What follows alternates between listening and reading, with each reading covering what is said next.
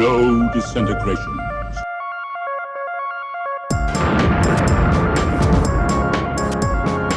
No disintegrations.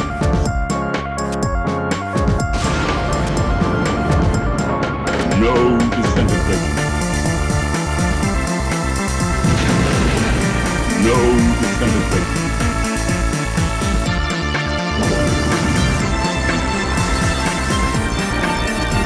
No disintegrations.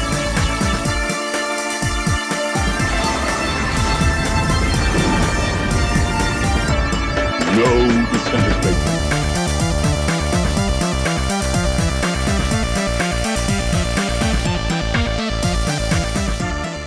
Top 10 bounty hunters. Who's it going to be? Is it going to be Greedo? Is it going to be Beto? Is it going to be Yeerees? Is it going to be that Felcher Chen Trebek from Premiere? Is it going to be Dodge's Per? Who's it going to be? I know what you're saying. It better be Greedo. Well, it might not be Greedo. Why'd they make him forfeit one half? It just makes a character that could have been very cool in New Hope be really worthless. Just whatever. Season 2, Episode 7, Top 10 Bounty Hunters. Same deal as before. Comment below. Enter to win a starter deck. We got a few more of these to give away, so don't miss out. Let's get into that Top 10 Bounty Hunter list. Number 10. Coming in here was Zuckuss, one of my favorite cards out of Dagobah. Such a cool picture of him, or him or her. No, him. A male Gand, right there in the flavor text. He's a male Gand, everybody. He doesn't have an enhanced Cloud City version or an enhanced Jabba's Palace version. Sure, there's Zuckuss and Mist Hunter, which is an incredible spaceship, but he doesn't have a another character persona of Zuckuss, which is kind of a shame because he's such a cool character. But this Zuckuss isn't bad at all. He's ability 4, so he basically gets Destiny almost in all battles.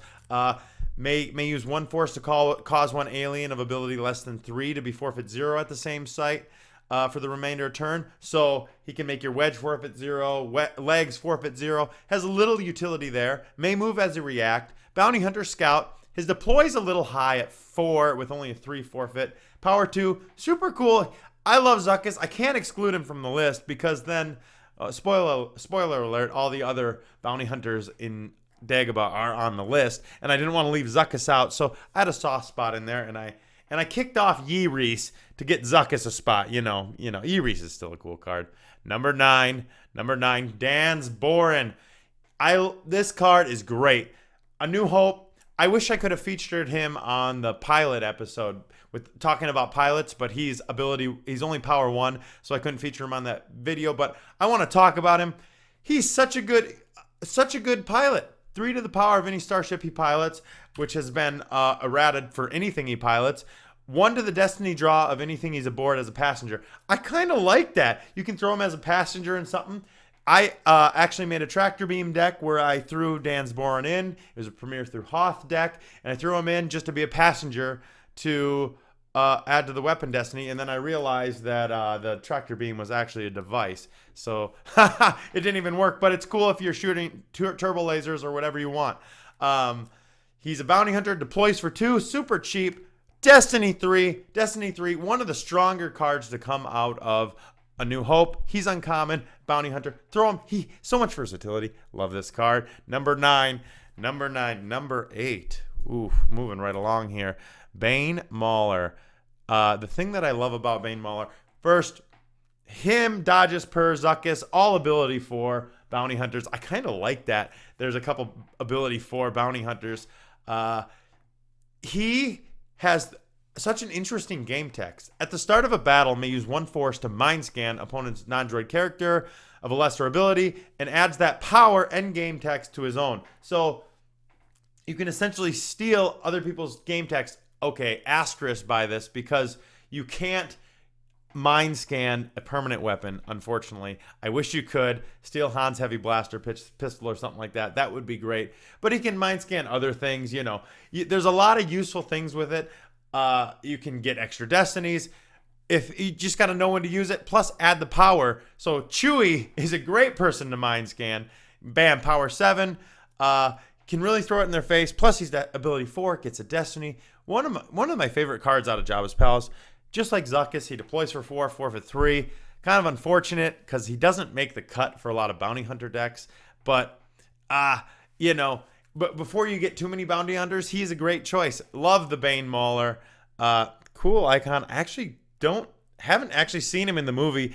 So I wonder if they just took his picture and kind of did their editing thing or whatever their magic is. Number seven. Excuse me. Here is a big asterisk. This is the first Reflections 2 card I've ever had on any of my lists. I feel Snuva is the exception.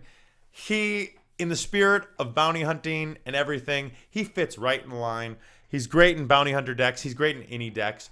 Deploys -3 to the same side as a smuggler or a bounty. So if you're running bounties, which you should be if you are running a bounty hunter deck, because that's so thematic, he deploys -3, so only he can deploy for 2 potentially, or else if you're playing against Han or something, he deploys for 2, forfeit 4, again with the lowered forfeit, but a little bit higher.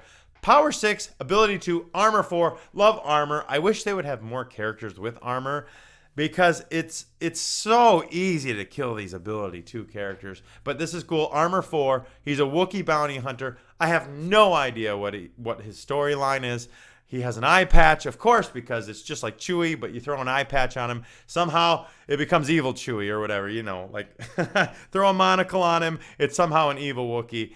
He does look pretty sinister. I love deploy. During your deploy phase, a Vibro Axe may deploy free on Snuva from reserve deck, because a Vibro Axe usually deploys for 3, I think. And then he can...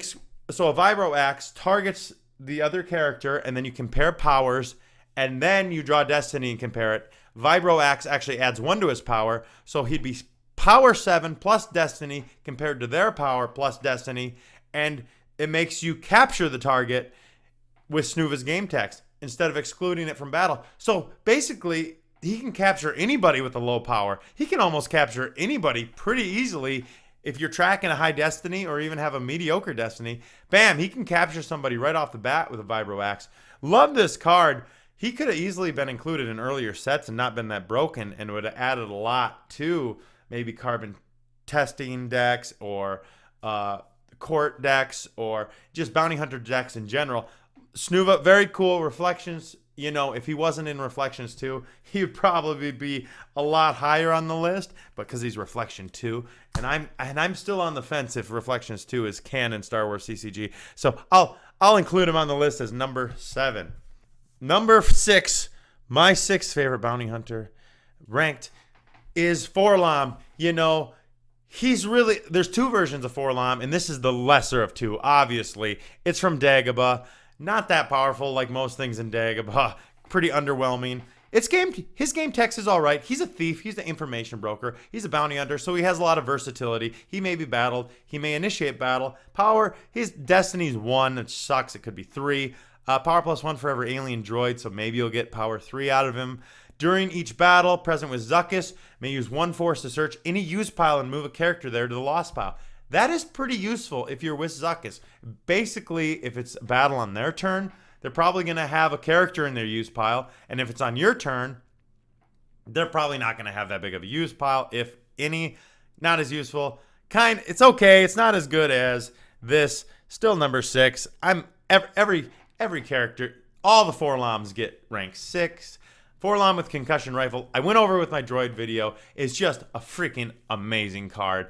Adds 1 battle destiny with Zuckuss, because why not? We're just throwing around battle destinies with these permanent weapon characters. You know, adds a destiny. Oh, plus he has a permanent weapon. That's right. Target character may not use his game text. He's like Bane Mauler, but a little different, a little better. Bounty hunter, information broker, thief. Oh, besides, the other Forlom had Destiny 1. Might as well give this freaking Forlom a Destiny 3. I don't know why. It should be the other way around, but I'm not complaining. When I'm running a bounty hunter deck, you got to include this Forlom. Just it automatic. I would even run 2 of these. I would even run 2 of these in bounty hunter deck. He's so useful. Sure, he can't be battled and initiate battle like the other Forlom, but that actually can be used in a lot of strategies. Just kind of run around. I love the Forlom. I'm in love with him.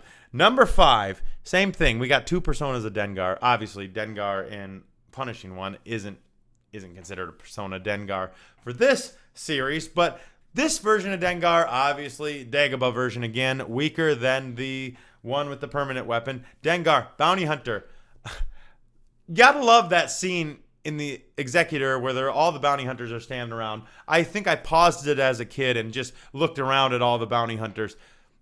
He adds 2 to the power of any starship he pilots, which is good. Anything he pilots, not starship. Power +1 for every opponent's character present. So if you're battling a bunch of troopers or something, you can get him pretty powerful, like 6, 7, 8, 9 power. Sure, he's usually power 3 or 4. And he reduces hands forfeit to 0 when present. So basically, he doesn't do much. He doesn't do much to justify his 4 deploy. Again, give him a 2 deploy, 4 forfeit. 3 deploy, 3 forfeit. Just 1 less deploy. Destiny 1 just hurts him so much. That's why this is the real number 5. He's the original. If you're running it, Dengar with blaster carbine, he has Destiny 2. Might as well give him a higher Destiny. Yeah, he deploys for 5. He deploys for 1 more than the regular Dengar. Ooh, that's so bad. But guess what? Adds 2 to the power of anything, and he has an amazing weapon.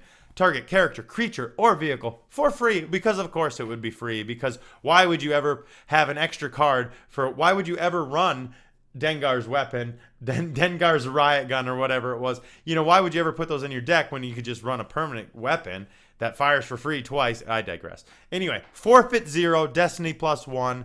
Oh, just like a blaster? Oh, but wait, you can fire it twice a battle. Automatic include in most decks. I could see why you don't include him in some bounty hunter decks. He's more because he doesn't have that capture feature. A lot of the bounty hunter guns capture characters. I like that flavor text. Skilled athlete, expert shot. He's more of a character. If you're looking to throw in any deck, you say, oh, I just need a random character to throw in a deck. Throw in Dengar with blaster carbine, because you can throw him down, shoot 2 characters, make him forfeit 0. And then have him with another character, draw Destiny. And next thing you know, they're losing 3 characters from the battle. And they made him power 3. He might as well be higher power than the other one. Love Dengar with blaster carbine. Super cool card. Super cool card. Number 4. And same thing, we talked about this with the droid video. But I'm ranking IG-88 as a better bounty hunter than Forlom, although I ranked Forlom as a better droid. Why? Because IG-88 can use 2 different weapons. No, that's not why. This version of IG-88 doesn't do much. His 2 rare weapons from Dagobah aren't that good. 1 captures, 1 shoots repeatedly for -1 Destiny, so they're not that good. He deploys for 5, armor 5. Nothing special about this IG-88. Yeah, they gave him a 1 Destiny again. I mean, obviously, I love the picture, but this is the real number 4 because it is the IG-88 with riot gun. Here it is. Same deploy, same forfeit as the other IG-88, except he has the best permanent, not the best permanent weapon, but one of the best. Target character or creature for free. Draw Destiny. Target captured if Destiny +1. So that is better than Forlom as far as bounty hunting goes. Bam, you capture them, they're out of the battle. They don't add their power. They don't add their power to battle. Captured. And if you're running bounties, dang, you're going to be retrieving, or you're running court and feeding them to Sarlacc or feeding them to the Rancor. Captured. Bam. Permanent weapon. Adds 1 battle Destiny if alone or with your other bounty hunter. So with a bounty hunter deck, he's even better. You're drawing 2 Destiny because you're going to have more than 1 bounty hunter. Immune to Restraining Bolt, because everybody runs Restraining Bolt because that's so common of a card. Why would they make him immune to Restraining Bolt? Just let him. If somebody wants to run Restraining Bolt, let them counter IG-88 with Riot Gun. Have the other IG-88 who is immune to Restraining Bolt, have that be his little catch where he's immune to Restraining Bolt. I don't know. This IG-88 is way more powerful than the other one. Love the card. Cool picture. I don't know where they got it, but I like that IG-88. We're getting there. We're getting there. What's left? Who's left? Here we go. Bosk, my man. Same thing. He is probably the most powerful bounty hunter out of Dagobah. Obviously, there's 2 versions, 3 versions. Bosk and Houndstooth. Bosk with Motor Gun and Bosk. But this Bosk is worse than the other character Bosk. He's good. On Houndstooth, adds 1 destiny if not able to otherwise. I don't know why you'd ever put him on Houndstooth. You might as well just run Bosk in Houndstooth. This is the good, adds 1 to attrition against opponents in battles at the same site. 1 to attrition is pretty nice, pretty tasty, and reduces Chewie's forfeit to 0. So, again, deploy 4, forfeit 3, destiny 1. A little bit lackluster, but he's better than all the other Dagobah, I would say, bounty hunters. Yeah, maybe Zuckuss is the best of the Dagobah bounty hunters, but Bosk is pretty good. He's power 4. That power 4 kicks him up a notch, but the real number 3 is Bosk with mortar gun. He is the best permanent weapon. Maybe with an asterisk.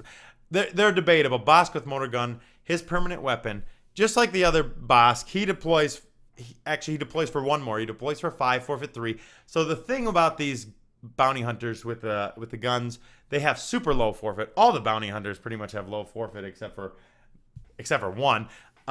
May add 1. Okay, Bosk motor gun draws destiny, adds 1 or subtracts 1 at the same site as a bounty. Bam.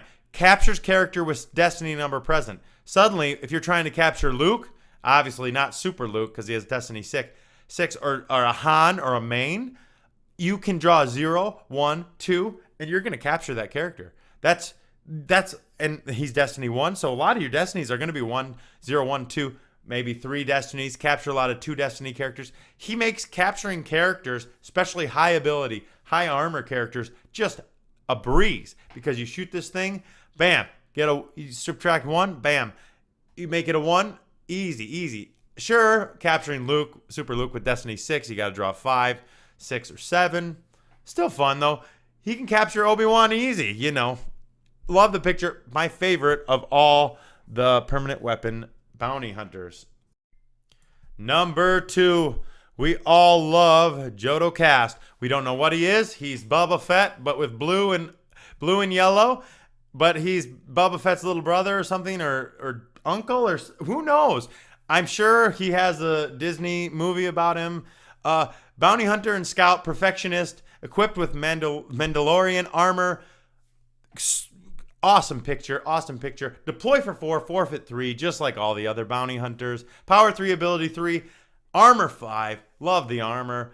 Great text. Destiny 2, great text. Win in a battle. If opponent draws more than 1 battle destiny, may cancel 1. Really great, especially when you're fighting always against Leia with blaster rifle, Han with heavy blaster pistol. They're all adding 1 destiny, so they're always drawing 2. The light side, that silly light side's always drawing 2, 3 destinies, and then you can wait till they draw that 6 and cancel it. Boom. Great. Once per turn, he always can do that. Once per turn when firing a blaster, adds 2, rifle or blaster, adds 2 to the total weapon destiny, which can be great. You can easily have +3 to weapon destinies, so you can have a lot of versatility with him. Throw on a bounty hunter weapon on him. Whatever you want, a lot of versatility. Here's my favorite part, maybe targeted by hidden weapons. Hidden weapons, let's go over it. Boba Fett is present during weapons phase of a battle. Target 1 of opponent's characters present. Draw destiny 1 or 0 or 1, no effect. 2 or 3, target immediately captured. 4 or 5, hit. 6, immediately lost. Hidden weapons is amazing. You can make a whole deck around hidden weapons. And then if you have Jodo Kast, it just adds another character you can use hidden weapons with. Bam, right off the bat, weapons face, you can capture any target you want with a 2 or 3 destiny. And if you get a huge destiny like a 6, immediately lost. And a 4 or 5 isn't that bad either because the target's hit. Jodo Kast in Bounty Hunter decks is great. He's a scout too. Flies, land speed 3. That's why he gets number 2. Just such a cool card. Number 1, you know who it is. I don't even have to tell you who it is. There's been whispers about it, but we all knew it was Boba Fett, the man, the myth, whatever the saying goes. There's 3 versions of Boba Fett. I'm going to go with the weakest, my opinion, the weakest version. They all 3 have different places in different decks, I feel. This is the special edition one. Also came out in first anthology, the white bordered version. Adds 2 to the power, 1 to the maneuver of anything he pilots. I like cards that add 1 to the maneuver. May deploy -1 as a react to the same site as a gangster or smuggler. That's pretty useful, but again, they're going to see your force pile with 4 force ready to go to deploy him for 4. When firing weapons, any characters hit are forfeit 0. That is good with Boba Fett's repeating blaster, because his repeating blaster can fire as many times as you want if you have enough force. If you're fighting a lot of characters with low ability or low armor, bam, you could hit like 6 of them off the bat, all forfeit 0. Again, he has the fly, immune to less than 3 attrition, because why the hell not? Make him immune to a little bit of attrition. Deploy the forfeit 4 is a little lacking. He should have forfeit 6, 7. He's Boba Fett. Darkseid really doesn't have that many mains. Give him forfeit 6. Who cares? That's the weakest, my opinion, the weakest of them. The second best, arguably the best. You can throw him in any deck because he adds 3 to the power of anything he pilots. Boba Fett with blaster rifle. 3 to the power of anything he pilots. Permanent weapon. Has a permanent weapon. He's half of Dengar's weapon. He only gets to fire once a turn. Draw destiny, target hit, forfeit 0. Really good weapon. Oh, plus he adds a destiny with Han or Jabba. So arguably, I could see why you think he's the best bounty hunter version, because adding a destiny, because so many decks run Han, you're going to be fighting against Han. Half the light side games you're playing, they're going to be running some version of Han. And if you run in Jabba, if you're running a scum and villainy deck or something like that, yeah, this Boba Fett is off. If you're not doing capturing and you're not running bounties and you're not running like prison stuff, this Boba Fett is the best. Notorious Bounty Hunter, as you wish. Cool game text. And they gave him a 5 forfeit. So they gave him 1 higher forfeit than the special edition. The Destiny and the 3 power of anything, he's really versatile. Power 4, ability 3. Just a great card. Super cool. I mean, that scene in the movie is so cool when he lifts his blaster rifle. And the number one, the real number 1, my favorite, everyone's favorite. The Cloud City Boba Fett. Power 4, ability 3, armor 5, just like the last one. Deploy for 5, forfeit 6, so he has the highest forfeit. Just give him a forfeit 7 or 8. Oh, power 3 to the power of anything he pilots. Win on Slave 1 adds 2 to the maneuver, 1 destiny if not able to. Otherwise, that's okay. But his great, amazing game text is when escorting a captive. Captive is forfeit plus 5. Land speed 3. He flies around. You notice the Boba Fett with blaster rifle. He didn't fly around. Immune to less than 3 attrition. You know, less than 3 attrition kind of looks like a heart. That's why we love him. That's why we love Boba Fett. You know, when escorting a captive is forfeit plus 5. Basically, the only 2 bounties that are really practical, tell me if I'm wrong, are Hut Bounty and just the regular bounty. So if you have a high forfeit character, you're going to be retrieving 10 force, 12 force. And if you're using Hut, say if you got Hut Bounty and you captured Han, you could actually retrieve like 19, 18 force. That's an insane amount of force. That could bring you back from the whole battle. I mean, you can capture anybody you want and retrieve big amounts of force with Boba Fett. If you're running a bounty hunter deck that relies on bounty, you're going to want several of Boba Fett's of this particular version in, just because he's the man. And you're going to want to run all wrapped up, and you're going to want to run hidden weapons. All wrapped up hidden weapons are just essential. Get him out there running the bounty hunters things. You don't want to know what? When I was a kid, I was so confused how captives work. And when I read it said, when escorting a captives forfeit plus 5. The only thing I could come up with was, well, besides from, I should have just read the rules, but I was much too lazy for that. I just assumed, well, bounty hunters can sacrifice their captives as forfeit. That's what I assumed it meant. So you capture somebody and then suddenly you have 12 forfeit on the battle extra. That's the only thing I could think it meant, but it's not that. It's much better than that. My favorite bounty hunter ever. Probably everyone's favorite bounty hunter. The coolest, arguably, card in Cloud City. Captain Han, maybe. You could make a case for. Such a great card. Number 1, Boba Fett. That's the list. Now, let's do our favorite segment, my favorite segment. Let's roast a random card. I really hope I get something juicy like the Emperor or something. That'd be funny. Let's roast a random card.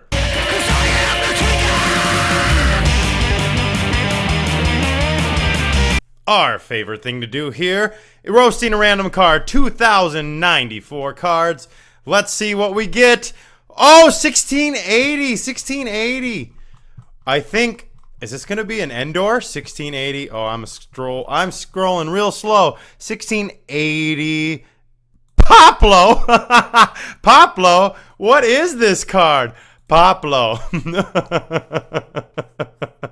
Paplu.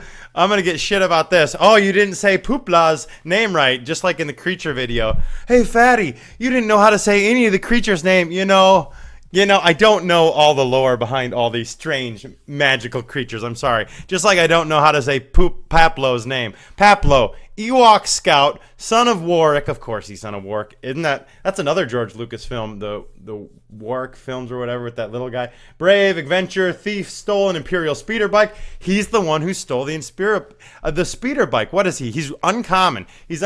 Power 0, ability 2. Deploys only to Endor, power and forfeit +1 for each light side icon, just like all other Ewoks. Okay. So he's probably power, deploy for 2, forfeit 3 usually. May pilot only speeder bikes. Once during each of your control phases, may take free ride into hand from reserve deck. Okay, Destiny 3, he's basically an Ewok. I have to see what free ride is. Because that matters what Puplo is just based on this. Free ride. If you control a location where opponent has speeder bike, AT, or skiff, steal that vehicle. And characters aboard are lost. What? That's actually pretty legit.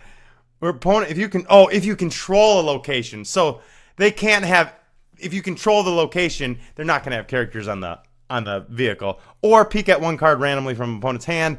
If that's a speeder, AT8, ATST, or skiff. Oh, man, that's a terrible card. How do you spell that guy's name? Paplo.